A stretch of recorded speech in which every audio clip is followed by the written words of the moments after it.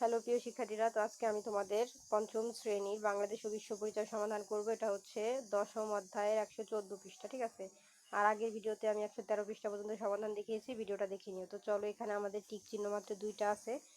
একে বলেছে যে গণতান্ত্রিক আচরণের পূর্বশত কোনটি, তাহলে আমাদের একে সঠিক উত্তর কি হবে? খ নাম্বার, অন্যের মতামতে গুরুত্ব দেওয়া।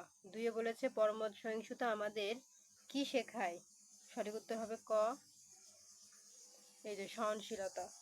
তো এই ছিল আমাদের ক এর সমাধান। দেখো এখন খ নাম্বারে বলেছে সঠিক শব্দ বসিয়ে শূন্যস্থান পূরণ করি। একে আছে প্রত্যেকের বিশ্বাস সম্মান করতে প্রয়োজন ড্যাশ। তো চলো উত্তরটি দেখে নেই। এই যে এক উত্তর হবে পরমত সহিংসতা। তারপর দেখো দুই নম্বরে বলেছে সকলেই অন্যের মতামতকে সম্মান করা উচিত। তো এই ছিল আমাদের শূন্যস্থানের উত্তর। তো প্রিয় শিক্ষার্থীরা, আমাদের কিন্তু এই শূন্যস্থানের উত্তর কমপ্লিট। এখন চলে যাব গ নম্বরের সংক্ষিপ্ত প্রশ্নে। গ নম্বরে আমাদের বলেছে যে পরমত সহিংসতা কি, আর বিদ্যালয়ে গণতান্ত্রিক চর্চার তিনটি ক্ষেত্র লেখো। তো চলো আমরা উত্তরগুলো দেখে নিই।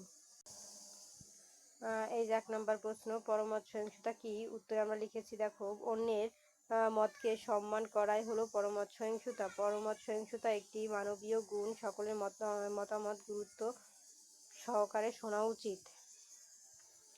তারপর দেখো দুই নম্বরে আছে বিদ্যালয়ে গণতান্ত্রিক চর্চার তিনটি ক্ষেত্র লেখো। উত্তরে আমরা লিখেছি বিদ্যালয়ে গণতান্ত্রিক চর্চার তিনটি ক্ষেত্র হলো এক, এই যে ভোটের মাধ্যমে শ্রেণী নেতা নির্বাচন করা। দুই, সকলে মিলে সিদ্ধান্ত গ্রহণ করা। তিন, অন্যের মতামতকে সম্মান করা। তো এই ছিল আমাদের উত্তর। তো প্রিয় শিক্ষার্থীরা, আমাদের গ নম্বরে সংক্ষিপ্ত প্রশ্নের উত্তর কমপ্লিট, ঠিক আছে। এখন আমরা চলে যাব হচ্ছে ঘ নম্বরে বর্ণনামূলক প্রশ্নে। একে আছে আমাদের শ্রেণীকক্ষে তোমার সহপাঠীদের সাথে কিভাবে পরমত সহিংসতা প্রদর্শন করবে। তো এক আর দুইটা প্রশ্ন আছে, চলো পড়ি উত্তর দেখি। এই যে দেখো আমাদের প্রশ্নটা ছিল, উত্তর কিন্তু এতটুকু না, নিচে আরো আছে, আমি বলে শোনাই যে শ্রেণীকক্ষে সহপাঠীদের সাথে পরমত সহিংসতা প্রদর্শনের জন্য আমি তাদের মতামত মনোযোগ দিয়ে শুনবো। তাদের মত ভিন্ন হলেও সম্মানের সাথে গ্রহণ করব। কেউ আমার সাথে একমত না হলে আমি রাগ করব না, বরং শান্তভাবে তার মতের কারণ জানার চেষ্টা করব। সবার সাথে আলোচনার মাধ্যমে সঠিক সিদ্ধান্ত নেব। এভাবে আমরা একে অপরকে সম্মান করতে শিখব এবং এর মাধ্যমে শ্রেণীকক্ষে একটি বন্ধুত্বপূর্ণ পরিবেশ বজায় রাখতে পারবো। তো এই ছিল কিন্তু আমাদের উত্তর। এখন দেখো দুই নম্বর প্রশ্নে আমাদের কি আছে, বিদ্যালয়ের শ্রেণীনেতা নির্বাচনের ক্ষেত্রে তুমি কিভাবে গণতান্ত্রিক চর্চা করবে। উত্তর, বিদ্যালয়ের শ্রেণীনেতা নির্বাচনের সময় আমি গণতান্ত্রিক আচরণ বজায় রাখবো। সবার মতামত মনোযোগ দিয়ে শুনবো এবং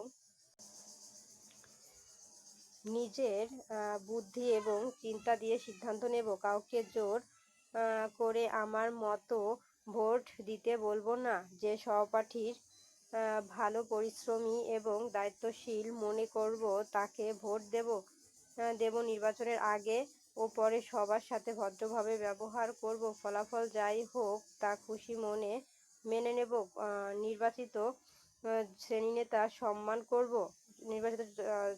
সম্মান করব এবং তার সাথে এক হয়ে শ্রেণীর উন্নয়ন কাজ করব। এভাবেই আমি বিদ্যালয়ে গণতান্ত্রিক চর্চা করব। তো এই ছিল কিন্তু আমাদের উত্তর।